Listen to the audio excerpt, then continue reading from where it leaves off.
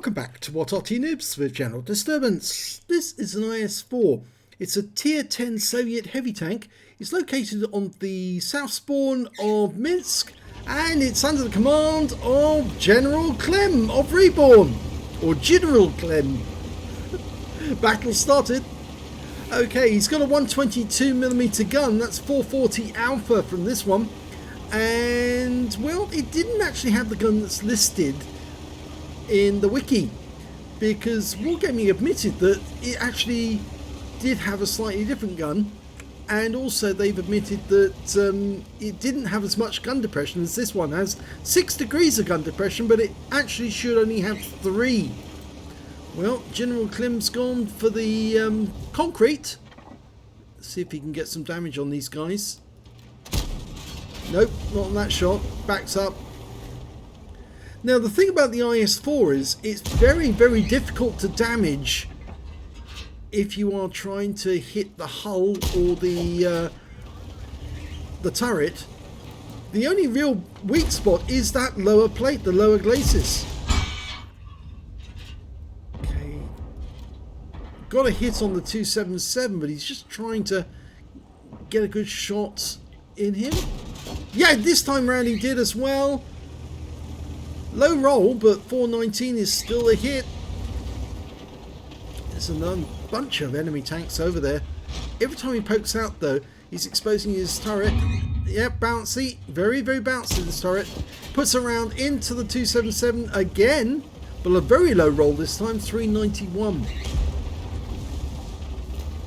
Now, the Soviets actually made about 258 of these, or 235, depending on which way you look at it. And he fires a round in, and this time round he actually took some damage. Trying to see where... Oh, it went through the side of the vehicle. Now, who did that come from? Let's bring the mini-map up a bit so we can see what's going on. There's an enemy tank fairly close to us now, actually. The Object 705 over there. He's just waiting to come up into this area and do some damage. He's having a look. Oh, that's what was damaging him. There's a Kramvan. And he's been joined by another Kramvan. So a pair of Kramvans. And now he's getting hit in the rear by a 705. He needs to finish off one of those. They're both one-shots now. Oh, no, sorry. One of them's a one-shot. The other one isn't. That's the one-shot. Get rid of that one first. Should easily get through. Oh, he did. He auto-aimed on. He needs to go for the hull. The hull's very weak. That's it. Got him. Okay. 705 behind him. He's going to take a shot. Yeah. Unfortunately, 705 got one in. Tracked him.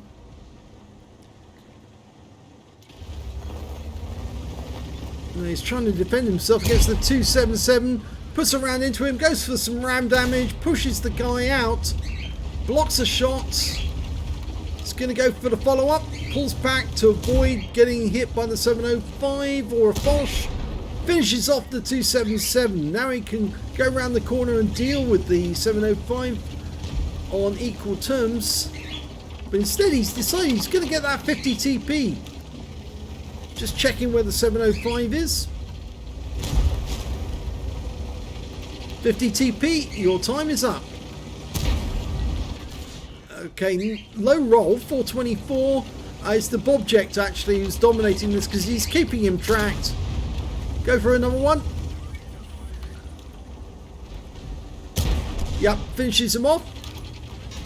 Takes a round from a Foch. Trying to avoid getting hit again. Unfortunately, this is going to be rather brutal because the Foch has decided to go all in. Now, can the Bobject finish him off? Yes, the Bobject does. And that saves General Clem from being wiped out. Or General Clem. General Clem. I do have trouble with some names. I could call him Dave, but somebody else has already got there before me. And the Conqueror dies to the 2684, which means there's only 4 enemies left. One of them's that 705. He's just around the corner. The other enemy tanks at the other end of the map, they're being wiped out bit by bit, but it's just that 705. The Bobject's going around the corner. The 705's come slightly south to avoid getting hit by the Bobject. Bobject's not going to have any of that though. He's going round to try and do as much damage as he can. Unfortunately, oh, managed to squeeze one through the gap there. Still trying to get a shot. Locks on. Oh no, why did he do that? Wasted a round there. That's better. And over the engine deck. Over the engine deck of the wreck. Pulls back. Not sure why he's doing this. Well, he's gone anyway. The ST1 got the kill. There's only 2 enemies left now. Waffenträger auf Panzer IV and the Gorilla. The Gorilla 15, well, he's managed to get, well, he's just got killed.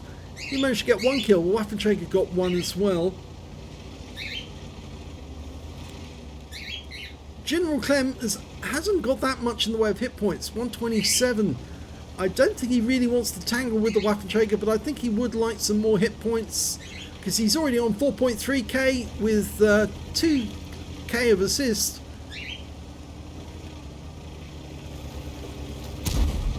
Oh, and that's the end of the game. Fires 1 into the air. Badly damaged at the end of that game. Well, let's have a look at the end of battle stats. It's an ace tanker for General Clem in the IS-4. In fact, it's his first ace tanker in this tank, and he's done it in 19 games. So he's finally mastered this tank, managed to learn how to angle it properly to get the most out of it. Yeah, it sounds like my bird's interested in this tank as well. You can't drive one. Yes, okay. Fire for effect, shell-proof, spotter and a hand of God out of this battle. Yes, he was badly damaged. 4 different enemy tanks, at least more than 4 different enemy tanks damaged him. He got a Spartan because he bounced around from the 705, I seem to recall, towards the end. And he also managed to get a steel wall for blocking the most damage in that game. A huge amount of damage. And his win rate from the game was 5,679. So let's have a look at the team score. They did get the highest damage in the game, 4,310 hit points. The next high scorer was the Bobject with 3,752, and after that it was the Gorilla 15 on the enemy team with 3,566. When it came to kills, he shared the top spot with the Bobject. Both got 3 kills each, and then there's a bunch of tanks with 2 kills. And when it came to base XP, 1,126 base, 925 for the 277 and 908 for the Bobject. The GW Tiger, by the way, got a Confederate as well. He fired 19 rounds, got 13 direct hits and 11 penetrations, damage of 4,310 hit points, all of it at close range. Received 14 hits from the enemy, 5 penetrations, 9 non-penetrations, and 3,310 hit points of damage blocked by armour. It was lucky actually, because that 705 just kept on coming around the corner, firing rounds into his rear, but if he'd actually turned to face the 705, the 277 would have come around the corner and done exactly the same to him, and of course he's got that 13cm gun, which would have been a little more painful. 2 enemy vehicles spotted, 6 enemy vehicles damaged, 3 killed, and 2,444 hit points of damage assistance. He earned 76,808 credits on a premium count, got 77,267 from holiday ops, so his total 154,075 credits. And after repair and ammunition resupply, he still took home 108,154 credits from a game that lasted 6 minutes long. He picked up 2 bonds, one for the, I think it was one for the Spartan and the other for the Steel Wall, or was it 2 for the Steel Wall, because I'm not sure if the Spartan actually does receive a bond. 1,689 XP, times 5 for the first victory, 8,445 altogether.